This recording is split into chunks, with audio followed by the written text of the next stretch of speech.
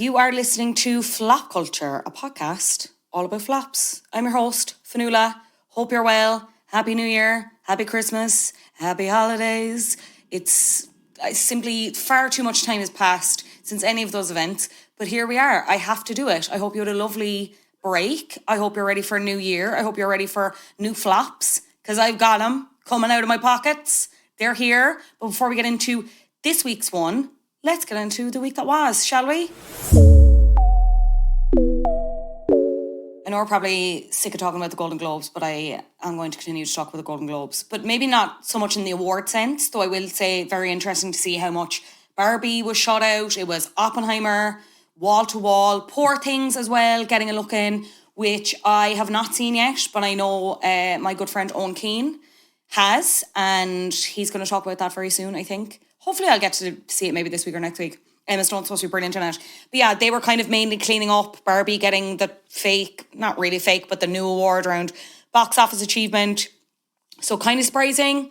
Not sure what it indicates for the Oscars. I think it's a given that Oppenheimer is going to pick up specific gongs at the Oscars. I'd be very surprised if Cillian Murphy doesn't get it at this point, but we'll see. I'm obviously biased. Yop Cork. Yop Douglas. You know what I mean? What a beautiful man. I'm obsessed with him. Great speech as well, the Golden Globes, I will say. Not really going to focus so much on the awards. Selena Gomez, a woman I meant to talk about actually before we broke for Christmas, because she was going through her thing with hard launching her new relationship with Benny Blanco. Prolific music producer, if you're not familiar with him. He's produced, like, if you can think of a significant pop song, he's probably produced it. He's worked on it. He's worked on music with Selena before. They are now going out. She kind of hard launched him in this bizarre... She was being like really online and really tongue-in-cheek and funny in a way that she kind of isn't usually, to be honest. Selena Gomez is usually very earnest and very sensitive, and had previously come offline because I think there were issues around her beauty company, Rare Beauty. She had come out and said there were a certain amount of profits or a certain amount of money was going to be donated to aid the crisis in the Middle East, but not specifically, like, it was kind of engaging with both sides in a way that her fan base kind of rightly called out, and were kind of flagging that she wasn't maybe speaking out in a way that she should with regards to Gaza and stuff like that. And Selena Gomez famously cannot hack that. She cannot be online, as we'll prove now as we go on to the rest of the story. She went offline for a while and then came back on and just started saying kind of slightly random things, and then was like, I'm going out with Benny Blanco, and everyone was like, haha, lol, and she was like, no, I am, and everyone was like, okay, and then everyone was kind of mean about Benny Blanco, which I'm not getting into that discussion, whatever. I think he's strange, but not, I don't even actually mean that in an aesthetic way. I'm very curious about his character and what's going on. I found his beef with Charlie Puth sincerely fascinating. Think that might be related to Selena, to be honest. I digress. We're not here to talk really about Benny Blanco or Charlie Puth, though I will, if anyone wants to engage in a long conversation with Charlie Puth, it's at flopculture_pod on Instagram and TikTok. Anyway, Selena Gomez, she was at the Golden Globes. Who was she with? Of course, BFF, Taylor Swift, Kelly Teller, wife of Miles Teller. They were all there, you know, they're having a gab at a table. Selena comes over, Selena has some hot goss to share. Taylor's agog. Kelly or Kaylee is agog as well. Obviously the cameras pick this up because the cameras are permanently on Taylor Swift. That's just the way it is, right? I'm not saying that as a value judgment or anything like that. The cameras are permanently on Taylor Swift. Cameras pick this up, pick this exchange up, and we have this new thing in popular culture, and especially on social media, where people are like, where are the lip readers? Where are the lip readers? As if, like, I don't know, lip readers are cleaning up in this new age, in 2023, 2024. Like, it's, you know, remember in all the makeover shows and people used to bring in like body language experts, or this kind of happened more in tabloids. If you saw like a couple out together, like a relationship, and it was like, we need to bring in the body language experts, you know, if you think they're splitting up. And it was like, if they cleaned up in the noughties as well. Where are they all now? How do you qualify being a body language expert? Let me know about that as well. Hello, flopculture@gmail.com. Anyway, the good lip readers of TikTok were like, let me read those lips. I'm sorry for making that noise. And they were like, what was she saying? What was the goss? And many deduced that she had said that basically she'd gone over to her friend and former co-star. Never forget that herself and Timothée Chalamet, Selena Gomez and Timothée Chalamet, previously starred in a Woody Allen movie that I don't think either of them want to acknowledge. That's a capital F flop. I will tell you that right now. Not even the movie, just Woody Allen and everything about that in general. Anyway, apparently, Selena came over and I went over and asked Timothy Chalamet for a picture. She didn't say his full name. The part was just like, I went over and asked Timothy for a picture. And Kylie Jenner, his previously rumoured girlfriend, now pretty much confirmed, because they were like, it was close girls. It was intimate. It was giving, I shouldn't be looking at this. It was giving, I don't know. It was very painful to watch them like dragging the necklaces out of each other and attempting to have any kind of significant conversation. The lip readers did not have as much fun with that conversation, let me tell you. Anyway, they went to the Golden Globes together. They were sitting together, whatever. So apparently Selena went over to the two gals and were like, went over, asked Tim for a photo there, and Kylie was like, absolutely the fuck not. So obviously the internet then ablaze, right? Because there's nothing more than the internet loves than a feud, particularly a celebrity feud. And these are two celebrities that already have history. If anyone remembers Eyebrowgate, if you don't, I'm so jealous of your untouched brain that still has wrinkles in it. Mine is so smooth. It's like a bowling ball. You could throw it down a lane. Anyway, Eyebrowgate, to simplify it, was basically Selena Gomez had put up a picture of her eyebrow or something, or her face.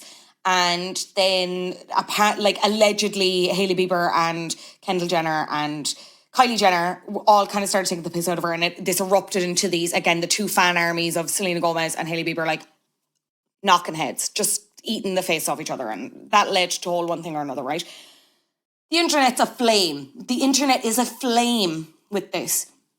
So immediately you have Selena sources coming out being like, no, that's not what they were talking about. It was something else. They weren't talking about that. It was something else, blah, blah, blah. That doesn't really get enough media coverage. Timothy himself is asked by a pap, I think a TMZ pap. So he has to come out and be like, not what Kylie said. Me and Selena are cool, whatever, right? Now, Selena has had to come out herself.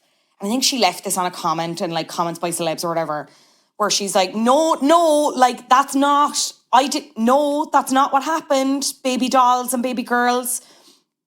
This is what she said in the comment, refuting the original statement. She said, no, I told Taylor about two of my friends who hooked up. Not that that's anyone's business. And it's not. I agree, Selena. But the issue is her just not... I feel like she thinks she's not famous or as famous as she is. You know what I mean? She is potentially still the most followed person on Instagram. And I'm not saying society should be like this, but unfortunately society is like this, and that will pick up on every small thing about celebrity interactions. And especially with this rush reporting and social media's eagerness to be first and publications' eagerness to be first. Like, it doesn't matter. It doesn't matter what you said. It's all, the narrative's already gone. You know what I mean? So in some ways I'm like, should you have said anything? Probably not, because like Kylie was never going to say anything. You know what I mean? Anyway, she's come out now again since, because again, her saying this in the comments of that news post weren't enough to dispel any of these rumours. She's now come out and been like, I'm taking some time off social, which she does so regularly. It was the same thing after, I'm pretty sure we talked about the VMAs on this podcast, when she was kind of seen maybe talking about, I can't remember what it was. I think it was maybe making faces about Chris Brown's performance, which if she was doing that, valid baby girl, flop, floppity, flop.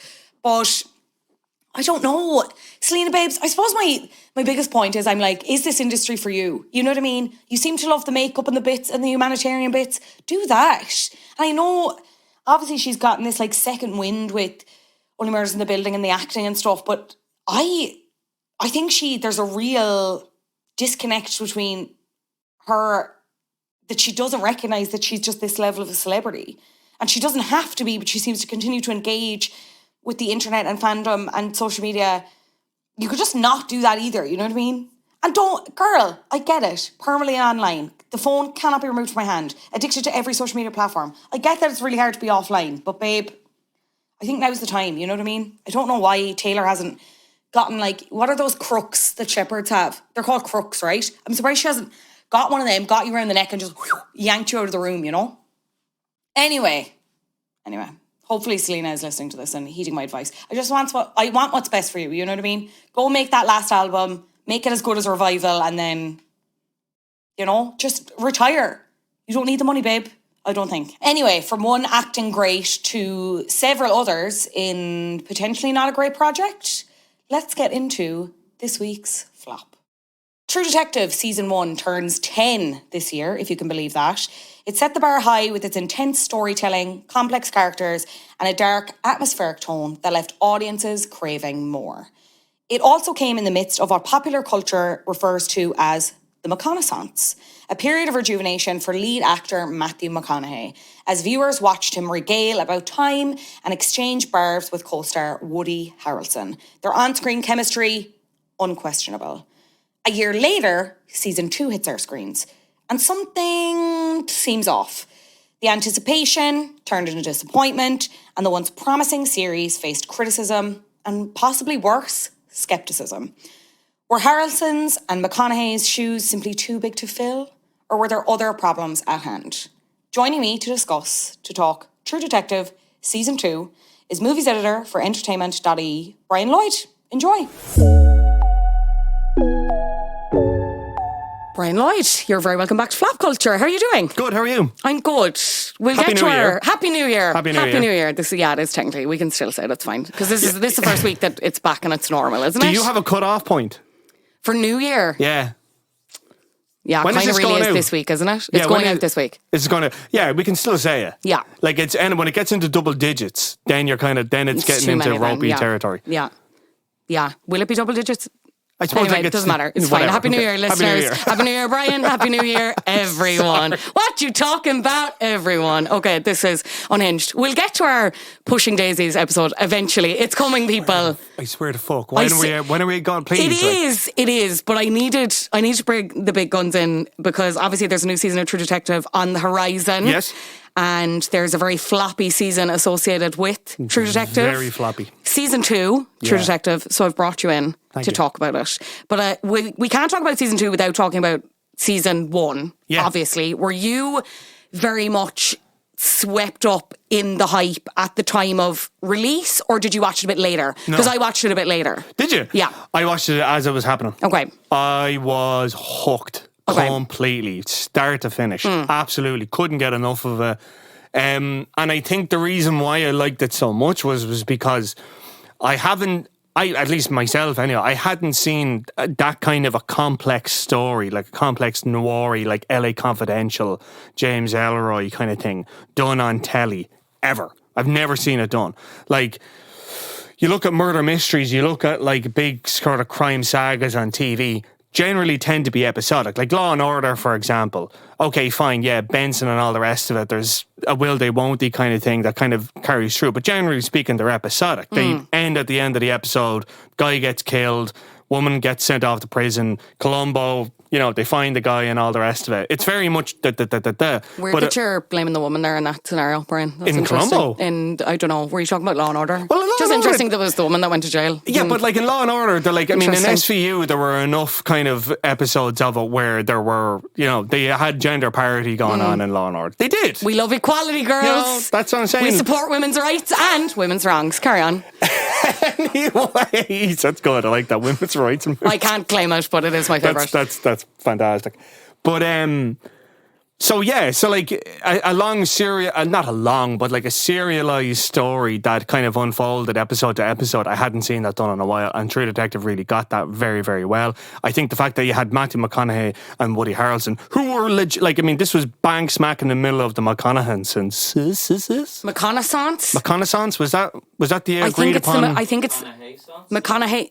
Yeah, but see, when I was Googling it, I think in Wikipedia it's McConaissance, but I'm surely like McConaughey-sance is better. Yeah. Anyway, the midst of this rejuvenation of Matthew McConaughey kind of moving out of rom-coms and into more quote-unquote, that was a weird way to say that, but prestige-y material, starting with The Lincoln Lawyer and then this. And also he'd never really done TV before, I'm pretty sure. No, he hadn't. Like, I mean, if he had, it probably would have been like one episode of Murder, She Wrote or something like that. I don't even know if he did that. I'm just throwing that out there. I would love to see that, Matthew. Have you ever seen those lists of people that are on Murder, She Wrote? It's insane. Like George Clooney, Linda Hamilton, Bryan Cranston, Leslie... anyways. It's like ER. Everyone was in ER. Everyone walked through ER at some point. Yeah, exactly. It is the McConaughey-sance. McConaughey-sance. No, just McConaissance. Yeah. But Okay. can we change that? Okay, maybe we need to change that as a culture. I don't really like McConaissance. Why don't we just say McConaughey? Anyway, that's neither here nor there. Carry on. Point being, it was bang smack in the middle of that. He was doing really, really interesting work, moving away from How to Lose a Guy in 10 Days, which I feel was his best of the rom-coms. I think that was... Yeah, absolutely. Kate Hudson, that dynamic, brilliant. come on, fantastic. It was the one about the ghosts. That's where people were really matching. Ghosts of Girlfriend's Past. Stop that now. Yeah. Stop that. I love a high concept. Especially in a comedy setting. But that was kind of like, okay, Michael Douglas is in there and he's got the cravat and, what's going on. Yeah. Now, I will say, it would make an iconic episode of Flap Culture. So if you really like that movie, please come on and convince me otherwise. Keep pitching. It's terrible. It's terrible. Anyway. But, so like McConaughey doing interesting work. Woody Harrelson, I mean, yeah, he'd done TV in the past. He'd done Cheers and what have you, but he hadn't done it in a long, long time. And I don't think... McConaughey and Harrelson had worked together bar, I think they did was it Ed TV? Do you remember Ed TV? Vaguely, yeah, now that you say it. Yeah, the two of them were in it together and I think they probably might have done one or two other kind of bits and bobs, but this is the first time the two of them were actually together. Yeah. So even on the basis of, a noir, southern gothic detective crime story, you still had McConaughey in his kind of his redemption arc, and then being joined with McConaughey just made it. It was one of those things that it's such a cliche term now, but it was appointment viewing. You had to turn in every Sunday to watch it, or Monday morning, as the case was. And I loved it. I was fucking hooked. I had so many theories about it. None of them panned out, and I think that's the thing. The thing that I loved about the first one, and what pissed me off about the second one was, you can watch it and formulate all these theories and all these ideas, but when you get to the end of the story and it's not what you thought, but you've still enjoyed the ride, as it were. That's a great show. That worked in the first season. It didn't work in the second season. Yeah. Do you think True Detective was meant to be an anthology series, or it kind of? So you don't think it was like a one and done thing, and then the success of the first season, it was like, right, we'll build it out? Because the more I've sat back and thought about it, and I've actually watched all the seasons now, including the upcoming season 4, which I'm going to talk about a little bit more on the Patreon when it's done. So if you want to subscribe and get that. But a part of me feels like, was that one of the issues as to why, would it have just been, should season 1 have just been left alone and let it be at that? Should we have never built out this universe, and that's why it's suffered so much? No, and I'll tell you why, right? White Lotus is the example I would use. Yeah. Right? Yes, White Lotus was initially planned as a one season, one and done BBC drama kind of thing. When I say BBC drama, I mean as in we're doing one series and that's it. We're not doing another one. I think if Nick Pizzolatto was a better writer, he could have easily cranked out a great second season. He could have done it. And I think this is it's a common kind of thing with music journalism, but it's the saying is you have 20 years to write your first album, you have 6 months to write your second album. And that's really what True Detective was in my mind. It was a second album, which is to say, you're massive success. Now you've got to go crank it out again. Now you've got to go make another one again. And I think he was probably tipped. If he had any kind of a sense of himself, I mean, if you have Matthew McConaughey and Woody Harrelson and you have the biggest TV station in the world on your side, you have to kind of think, okay, I should probably have something prepared for the second season, even sketched out or something like that. And the more I've watched, because I rewatched the second season, and it's so clear to me that this was he had an idea. And then when it actually came time to do it, he was like, oh shit, I actually don't have an idea. I've just got a vibe and a couple of characters, and now I'm going to have to try string a story together, which is why when it came to the final episode, or the second last episode and the final episode, it was oh, none of all this other stuff didn't have anything to do with it. It was just plain old revenge story. That's all this was. There was loads of red herrings. And none of it went anywhere. None of it meant anything. It all just fucking evaporated. Whereas in True Detective, the first season, I should say, it felt more it wasn't necessarily misdirection. It was just this thing that you thought meant something else, which is really good writing. Whereas in True Detective season 2, it was this thing that you thought meant something didn't mean anything at all, and throw it away. And it then just gets reduced down to a very, very simple story. Yeah, because the second season came a year after the first season, maybe even a little bit less. Do you remember the hype around there being a second season and the initial... Because, again, I came to True Detective Season 1 late and I watched it and, like, binged it, and I wish I had been there at the time when it was being released to have that appointment television viewing, because it's one of those shows that I just remember so specifically, like, the moments in it and being, like, actively glued to my seat, like, nails in the couch, being like, what's going to happen? But I remember the news around the casting, and obviously there was Irish interest. It's Colin Farrell, and I thought the two detectives in this were Colin Farrell and Vince Vaughn. And I wonder if a lot of other people think the same who never came into the second season. And I also think that's one of the issues with the season, is that there's too many characters to follow, because the detectives in the season are actually Colin Farrell, Rachel McAdams, who's very good in this, I will say, and Taylor Kitsch, who people will know as Gorgeous Boy, Friday Night Lights, Tim Riggins, couldn't remember his name, remember it there. Like, I was there, but there was loads of other people attached to it initially as well. You had people like, now a lot of this could have been rumour, but apparently there was, like, because the show had become so big, like, apparently they went to people like Kate Blanchett, Josh Brolin, Joaquin Phoenix, Michael Fassbender, Jessica Chastain, Christian Bale, Elizabeth Moss, Brad Pitt at one point. Like, people, I remember the Brad Pitt one. I remember that. People wanted to be involved in this, and then it just fizzled. Like, it kind of, like, sometimes I wonder if Rachel McAdams even wants to acknowledge this, you know what I mean? Like, it's weird, isn't it? Because, like, you know, I think she was great in it. I do think she was great in it. And it's weird, like, I was thinking about it. I can see why everyone chose to do this. Like, you know, Vince Vaughn, he wanted to do more serious stuff. He'd kind of been known for, you know, Old School and those kind of, like, Todd Phillips comedies. And he was attempting a Renaissance. He was attempting a Renaissance. Same with Colin Farrell. He was a little bit further along the way, I think. You know, that sort of way. I think we did an episode on Colin Farrell's flop era. I think, is this him just coming out of it? This is again trajectory. I don't think he's fully all the way out of it, but he's coming. And I think, but again, it was that thing of Colin. You know, he obviously was going through his own personal issues, had a lot of flop moments, and then it was like, oh my God, he's doing True Detective Season 2. This is going to be the making of him. And again, he's one of the best things about this series. It's just a pity about quite literally maybe everything else, I would say. Yeah, like there was so many, and that's the thing, is like everyone was good in it, but it was the story around them and the direction around them was shit. But they were doing great work, and that's kind of like, looking back on it, like, there are so many scenes in the second season where I'm like, oh, that's so good. Like, you know, that bit when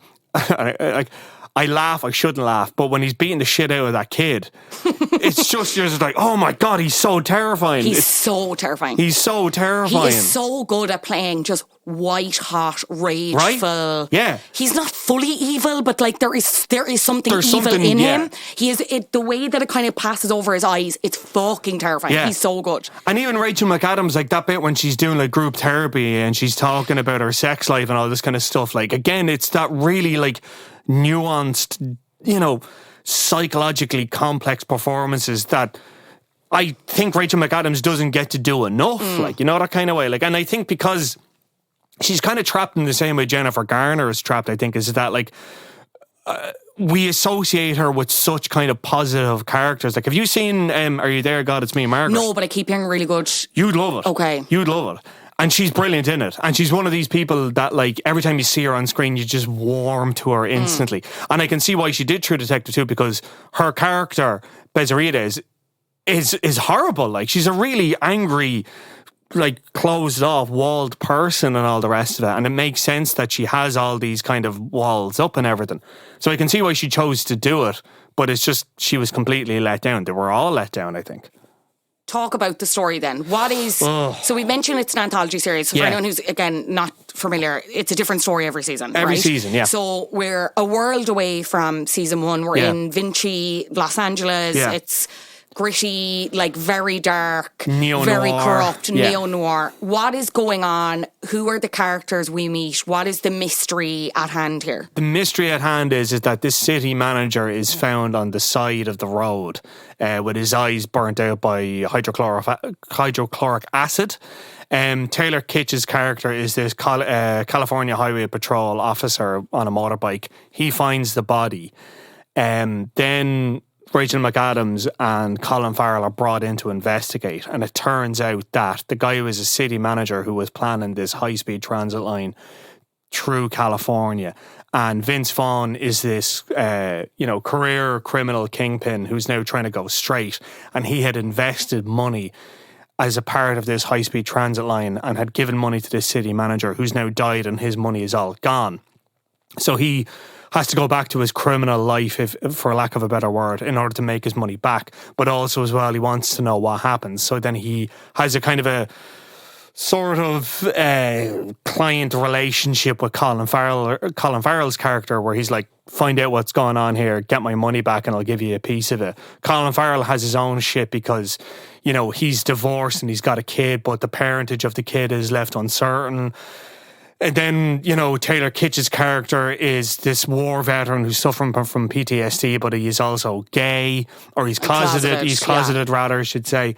Then Rachel McAdams' character just has this constant cloud of rage around her.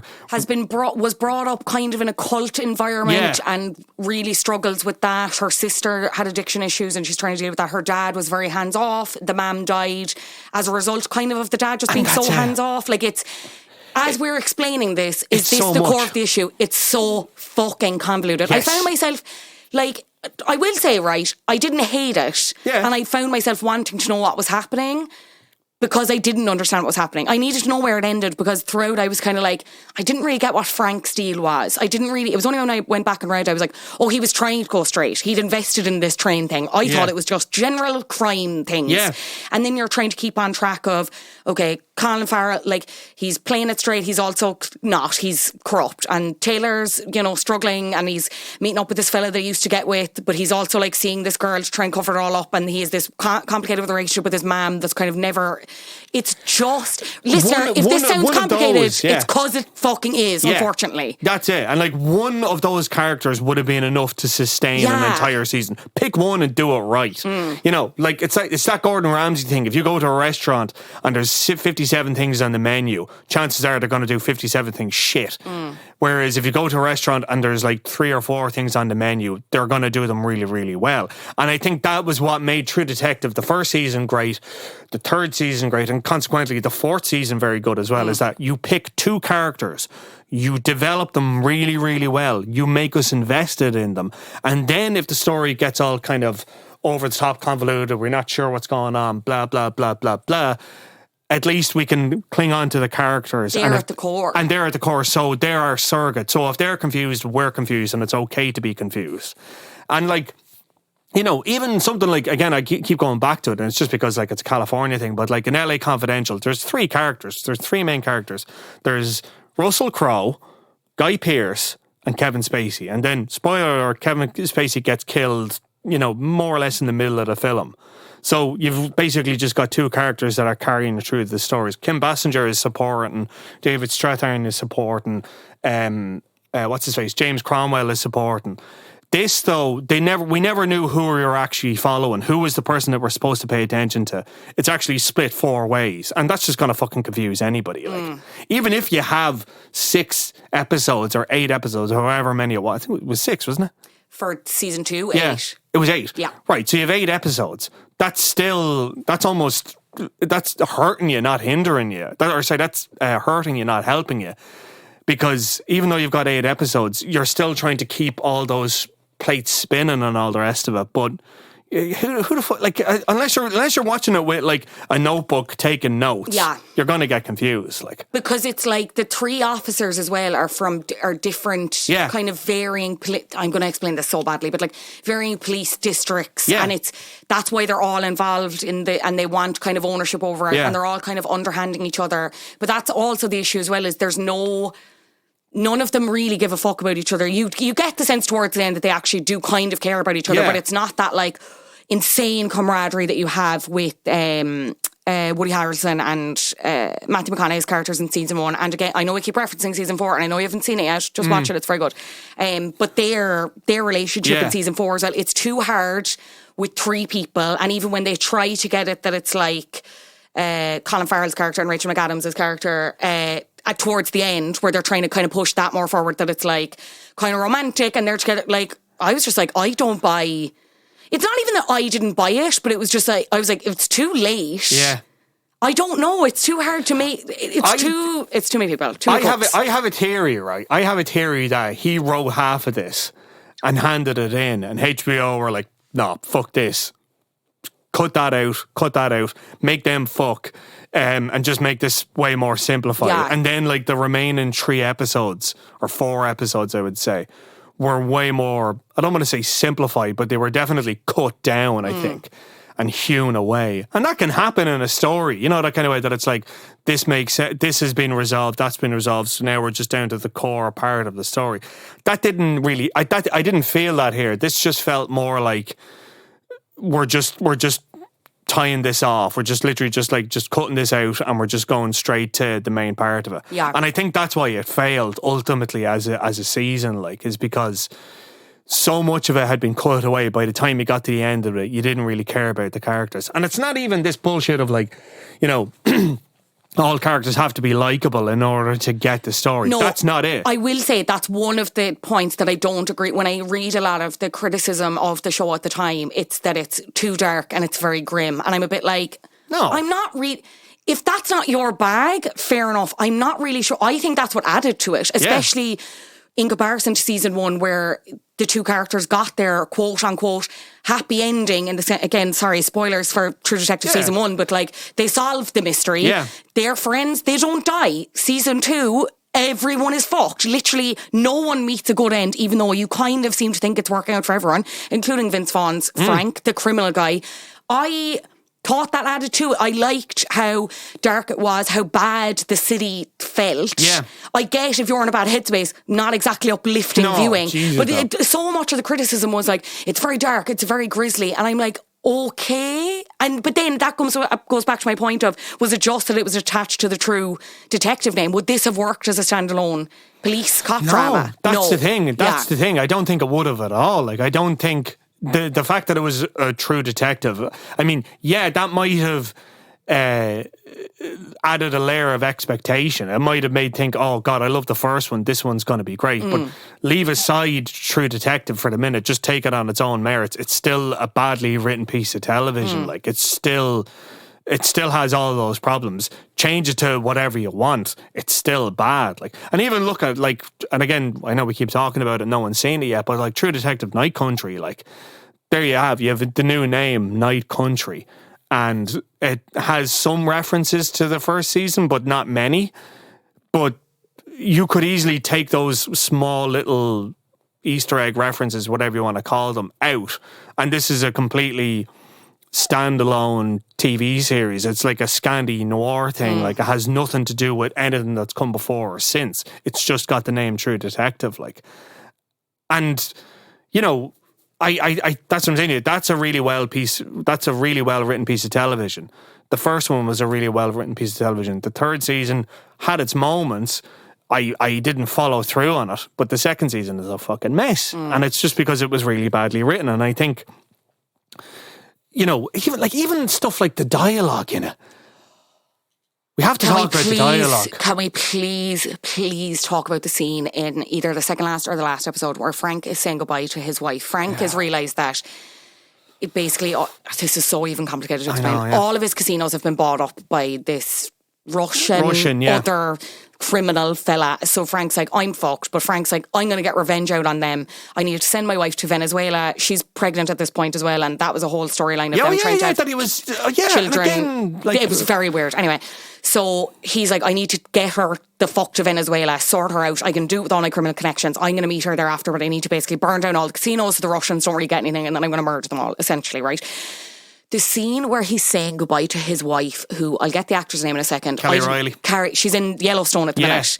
It came up on my TikTok. I was like, what the fuck is this? Anyway. Have you seen Yellowstone, by the way? No, but I do. I think I'm going to cover it in some aspect for the podcast because it kind of fascinates me how huge of a TV show it is, but nobody I know watches it. It's like Dynasty. Or like 2 people. It's like Dynasty. Yeah. It's campy. Like, you'd love it.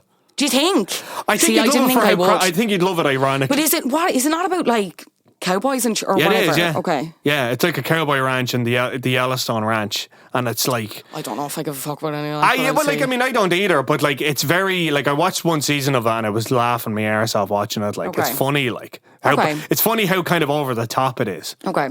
But problematic, massively problematic. Oh, okay. Oh yeah, definitely. Like loads of Native American people have problem with it. They said like it's just total bullshit, and like there's a great article, I think it's in Rolling Stone, about Taylor Sheridan basically like, you know, talking about. It talks about how like Taylor Sheridan thinks that, and this kind of ties into True Detective, is that, you know, white men are, you know, the endangered species of the world now. White working class men are the endangered species of the world. It's like, really, Taylor? In this fucking day and age, you go with that? What? And like, No. True Detective season 2 does that a little bit as well, I think, because like, Yeah. like, I mean, that was what was great about the first season, and I think what they missed about the second season was that first season was about masculinity in crisis. The idea of like, you know, Matthew McConaughey's character is just repeating all this really nihilistic stuff, but it's all kind of a bit of a put on. He's just a really hurt person and a really damaged person, and he's trying to hide it in this sort of like, I don't give a shit about anything. Whereas Matthew McConaughey's character was a complete asshole to his wife, slept around, you know, just really misogynistic. And in the end, he got exactly what he deserved, which was he was completely alone. And then on the second season, it was like, oh, actually, no, maybe there's a point for being such a terrible person as a man and beating the shit out of kids. Maybe that is the right thing to do. Yeah, it's weird because like there's a sector of the fan base that 100% did not get that message of season 1. They're just like, lads, yes, I was so dark and we loved it. Oh, yes, Woody Harrelson, yeah. Because even if you look at the comments about any of the, like on any of the posts about season 4, because it's led by 2 women, it's like, bring back season 1. Would you just play season 1 again for funk's sake? They just don't get it. And they're, in some ways, I think, was Rachel McAdams' character like purely to right some of the wrongs of season 1, and the fact that it was so male focused and the women in season 1 were essentially just accessories to these men.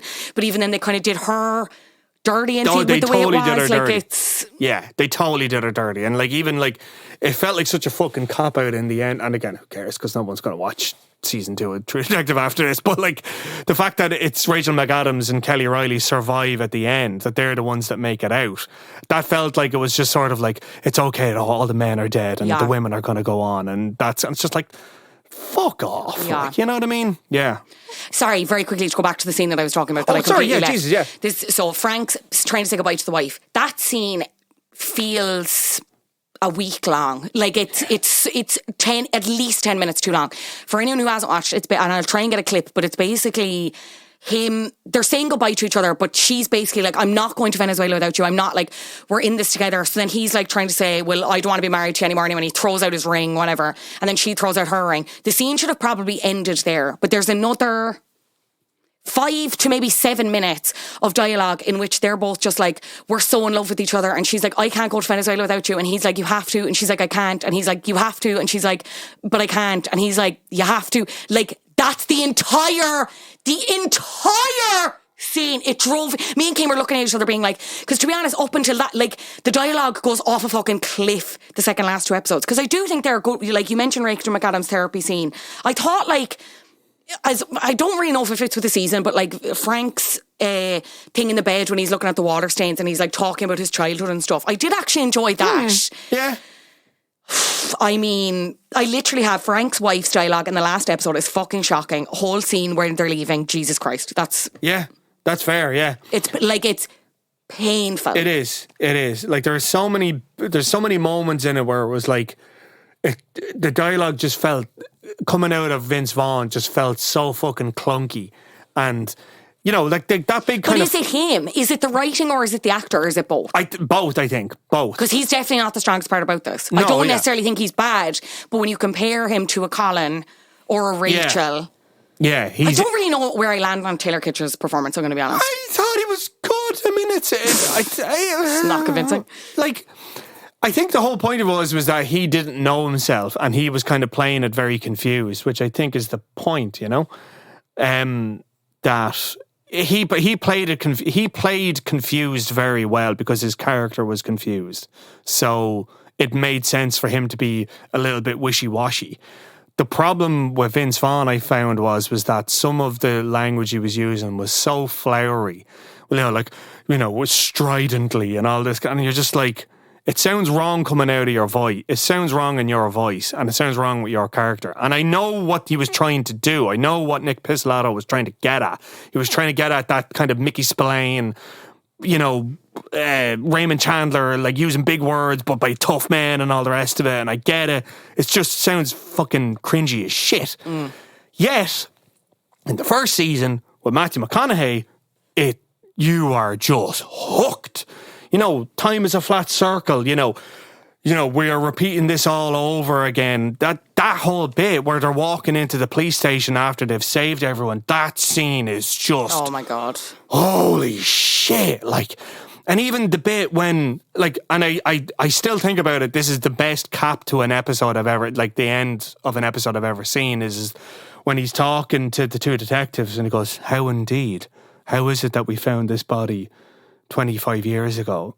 And then here it is again. And he just turns it over and he goes, start asking the right fucking questions. And then the music hits. And you're just like, I'm fucking in. That never happened in this season. Never once happened did it feel like, oh shit, something's happened here. Never happened. And that's just bad writing. We're going to take a quick break, but we'll be back with more right after this. You're very welcome back. Brian, I do want to ask, I feel we're coming in hard. I think we're right to come in hard. Yeah. Does anything about this show work for you? I've talked about the setting and kind of the grisliness, and obviously there are specific performances for me. Does anything about this work for you? Plenty. Yeah. Plenty. I think Colin Farrell was great in it. I thought he was really interesting. I think this was at a very pivotal moment in his career, I think, where he was transitioning away from leading roles into more sort of character-driven stuff. This was very much a character-driven performance for him. I think Rachel McAdams, she got to do work that she doesn't generally get to do. We talked about him a little bit. I think we should talk about him more. Taylor Kitsch, I thought, was great in this because he was coming off the back of a massive, massive flop, John Carter. And he was being positioned as this, he's going to be fucking huge. What's John Carter? John Carter was this sci-fi adventure that Disney did that bombed massively. Okay. And it kind of set Taylor Kitsch back 20 years. And the director of it, Andrew Stanton, had done Toy Story, and he was one of these Pixar people. And this was his first live action film, and people were like I remember people were talking about John Carter as being a possible Oscar kind of hopeful, because the tone of it was really epic and Lord of the Rings, and then it just was a wet fart and went nowhere. I still think people are wrong about it. You should watch it. I love it. I think it's great. But anyways, John Carter bombed, and then he went and did this, I think about a year or two after it, or maybe 6 months, I can't remember. But he was still kind of, B to possible A-list actor. Because he was the breakout of Friday Night Lights. Yeah, he everyone was. The sad thing is, I don't think people remember his name, but people remember the name Tim Riggins. You know what I mean? He was that's it. True, I think True Detective. I think Friday Night Lights had, that was the launch pad. That was the ER, his ER. So people were kind of positioning him for a sort of a George Clooney kind of thing, going from TV to movies. So to see him going back to TV wasn't a step back, because this was prestige television, and this was the age of prestige television, so it wasn't seen as a step back from. I think he was really good in it. I think the character he played was unusual in the sense of you don't generally tend to see, neo-noir crime stories deal with closeted homosexuality in that kind of way. And anytime you do see kind of homosexual characters played in these stories, it's usually as the butt of a joke, or they're kind of seen as passive characters, or they're sort of just, window dressing, that sort of way, whereas he had a pivotal role to play in it.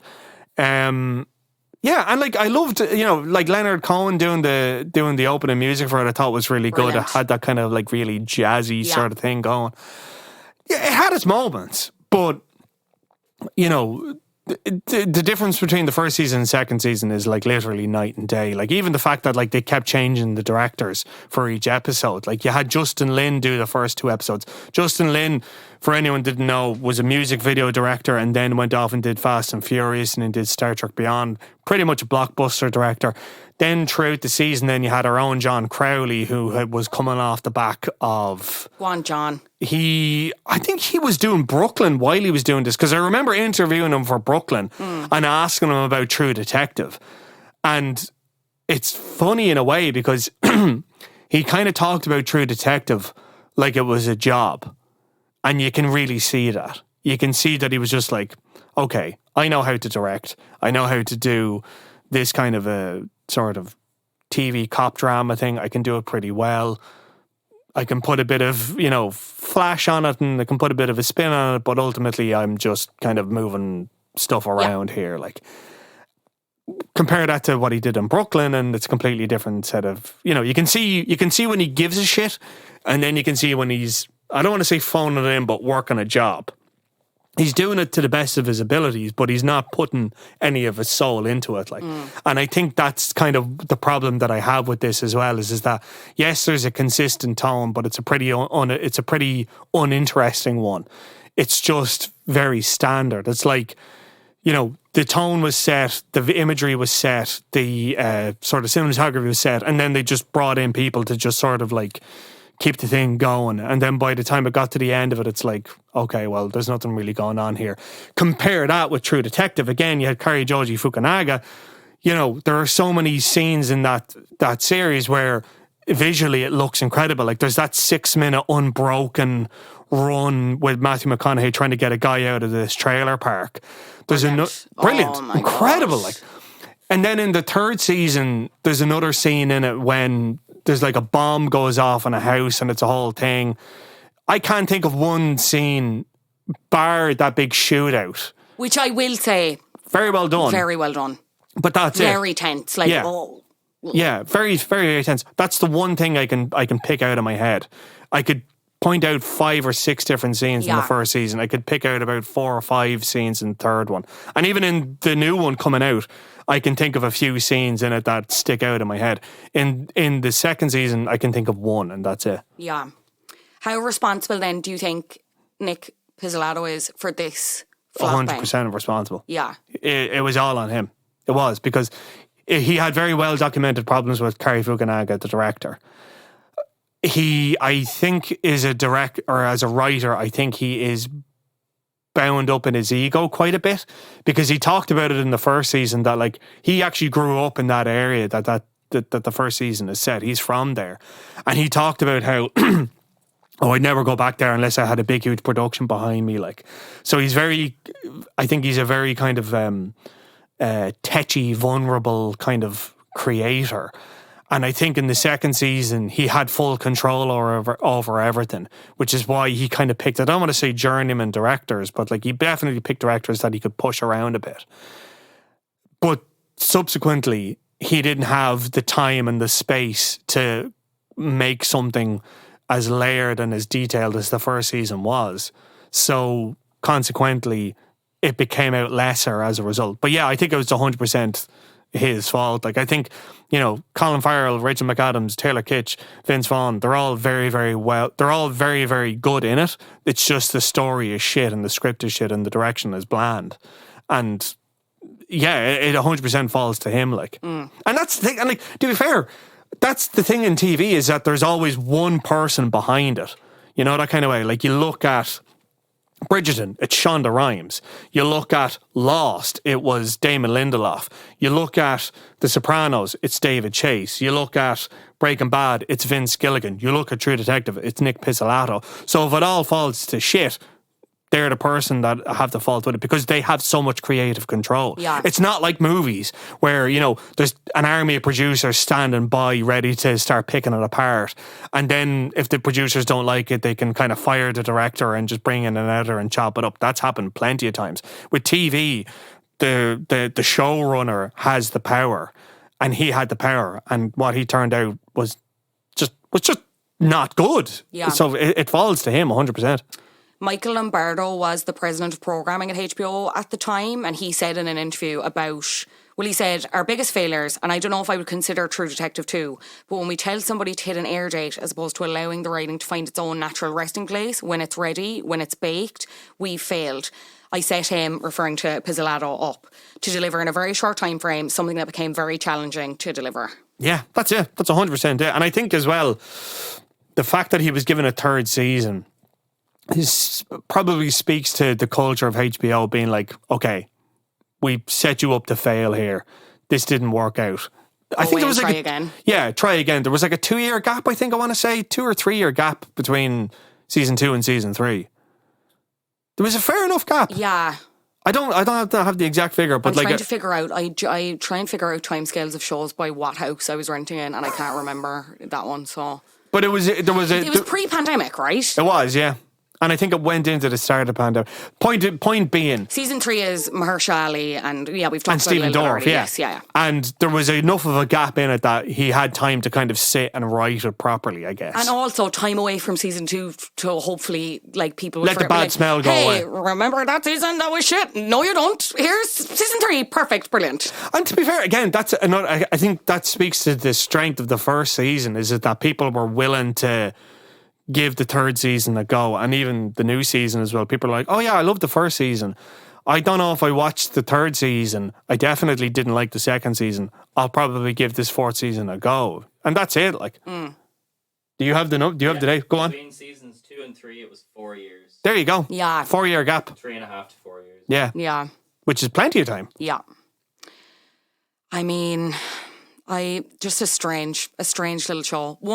Would you say one of the worst that decade? Because it hit a lot of worst of 2015 lists. Like, it was on Variety, New York Post, Newsday, TV Guide. I was trying to compare to what else had come out that year. So I think Better Call Saul started that year. Yeah. In terms of one of the worst, I'm looking at the worst TV shows of 2015 from Variety, and to be honest, they do acknowledge in the first paragraph that it's like the headline is just kind of grabby to try and get people in. They say no list can really identify the worst TV shows of any given year because the sheer tonnage and volume overwhelms any attempt to watch all of them. Oh my God, if they could see where we are in 2024. But in terms of what else is in that list, you had the only one of significance that I saw was Fear the Walking Dead, which is I never got into Walking Dead spin-off. Yeah, neither did I. Yeah. My wife was big into it. My wife loved Walking Dead. But like, that was a show that just went too fucking long and started repeating itself and all the rest of it. Yeah. No, like, I think, yeah, was it the worst TV show of that era? Yeah, probably was, in fairness. Like, I think it's, like, there's a lot to be said for lowered expectations, I think. And this was the exact opposite of it. This was sky high expectations because the first season was so critically, and audiences loved it. It wasn't just one of those shows where critics were going on about it and nobody watched it. Everybody watched it. It was, I hate saying this because it's not really a thing anymore, but like, it was a water cooler TV show. People are protective over it to this day. Again, based on the comments that I see, like, it's very, the fandom, if you can call it, I'm not sure you can, but whatever. I don't think you could, it's crazy.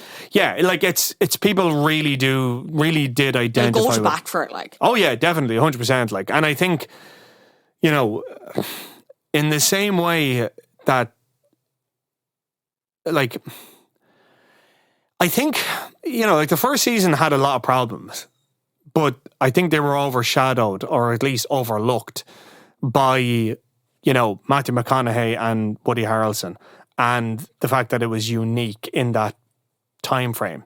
And it had a clear vision. And you knew what the story was, and you were able to follow it. The second season did not have any of that. It just didn't. And we can sit here and pull it apart, but ultimately it just didn't have a clear vision of itself. It didn't really know where it was going. And like, sometimes that can work. Like, you look at Lost, Lost was a show that completely lost a run of itself after 3-4 seasons, but people still turned into it. People still watched it. Yeah, they were given out or whatever, but they were still watching it because the characters were there. That you'd still tune in to see, what's Locke gonna do? What's Sawyer gonna do? This True Detective doesn't have that. When it comes to the end of the season, that's it. Those characters are gone, and you've got to reconnect with a new set of characters.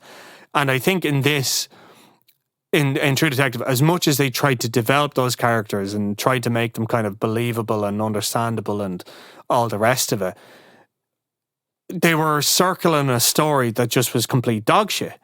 So, like, you could have these really interesting characters, really well-written characters, but the story that they were kind of knocking around in was shit. And I think that's one of the fundamental problems with these prestige television shows, is that you can write these really in-depth, complex, morally questionable characters, but the story has to make sense. The story has to work. And True Detective is a prime example of really interesting characters in a completely dog shit story. Like, not even Colin Farrell can. not even Colin Farrell and that great mustache he had. Oh. We should talk about that. He looks brilliant. That's another podcast, Brian, I'm afraid. We just simply don't have time. But, okay, right. In all seriousness, like, I would love to know what was the thinking there. Is it like, I'm playing dirtbag, so I've got to have the mustache and the goatee? Yeah. But then what was going on with the curtains, like? Because then he loses the mustache after the shootout. Was he like, that's a step too far, the mustache needs to be gone? Yeah. But then he's committing to the work with Frank then. So surely, I don't know. You would think that's he would... so interesting. That's it. The next time you interview Colin Farrell, will you ask him that? About the mustache? I wonder if he's a bit touchy about it. I don't know. I don't think he is. He doesn't seem really touchy about any of his quote-unquote flops, per se. I know, because I know a lad that interviewed him and, like, wouldn't shut up talking about Miami Vice, and he was happy to talk about it, like, and stuff like that. I think he's good. I think he's in good enough of a place now that he can kind of unwrap, you know, his, like, I mean, remember we were talking about Britney Spears and all the rest of it. Like, he seemed pretty open about it. Like, you know, and he loves Irish journalists as well. I know that. Yeah. So I can probably kind of rope that out of him a bit. I do love him in a mustache, though. I love him in a mustache too. Oh my God. I think him in a dirtbag mustache. Yeah, I'm just glad it didn't tank his career, and also didn't put him off television, because he's also now going to be in the Penguin series. Looking forward to that, which I'm really, really looking forward to. Yeah. I'm excited.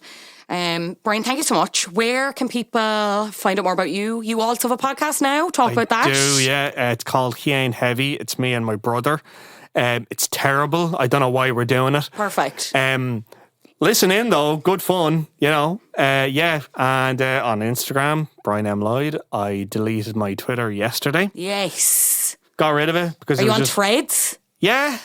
But I think we might get flop culture on Threads. I'm not ready to come back on Threads. I feel like there's a flop culture episode coming about Threads. Yeah. Feel like there's one coming. Yeah. Because it's been a bit of a flop. Yeah, kind of. And Blue Sky is the same as well. Social media generally, if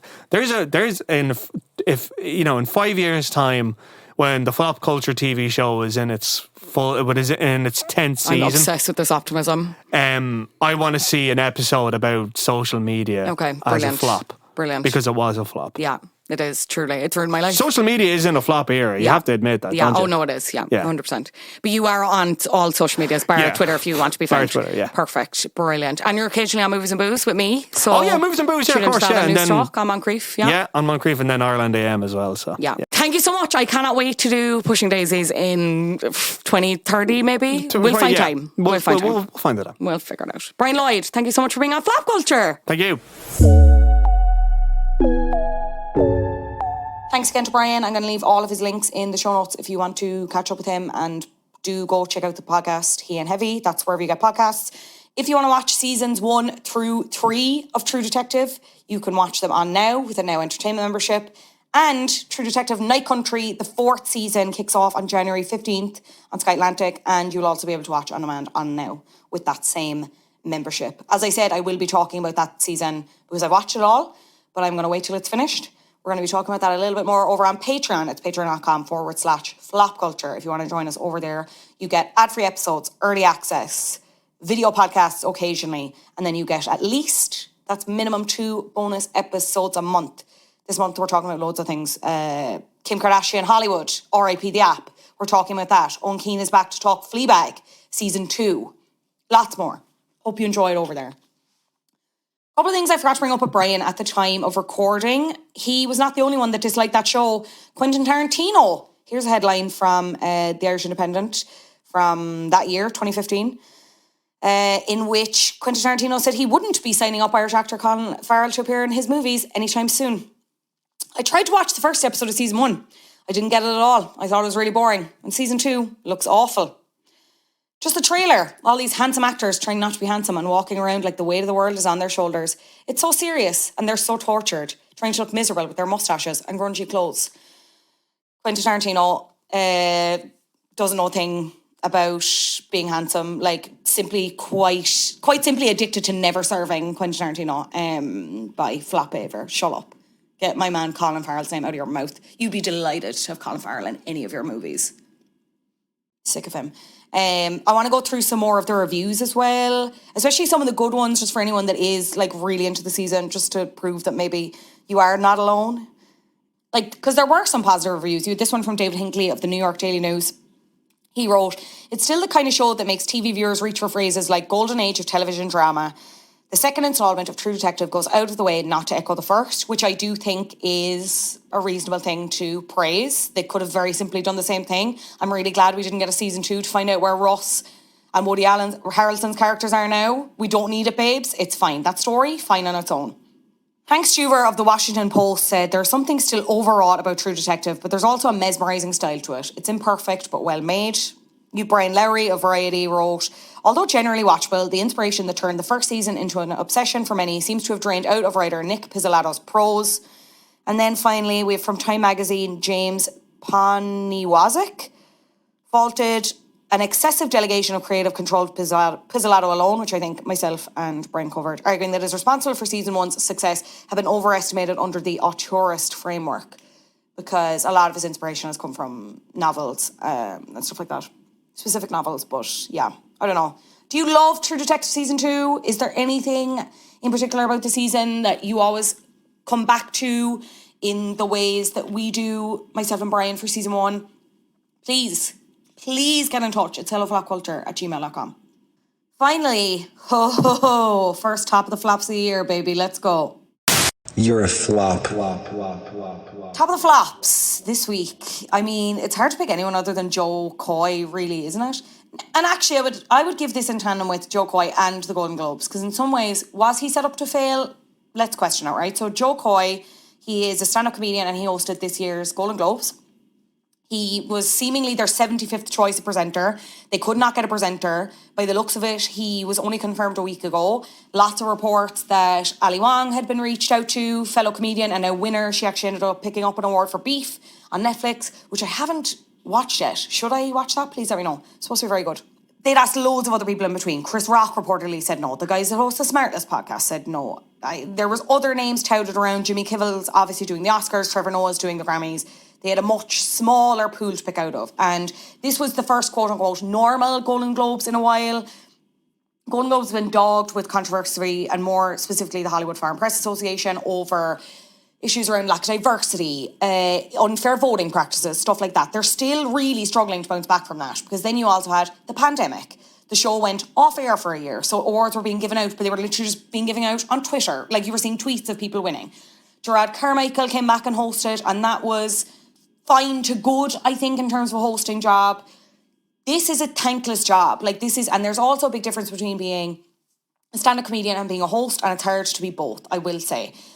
Joe, however, managed to actually not really be either, to be honest. On paper, in some ways, could this have been a slam dunk for a person? Yeah, but it wasn't in any way. Like, lots of terrible jokes about Barbie, referring to Barbie as a plastic doll with big boobs, which, I mean, if we're going to talk literally, yes, correct. Also, does that undermine the entire message of Barbie? Yeah. And also, Nicki Minaj did it better.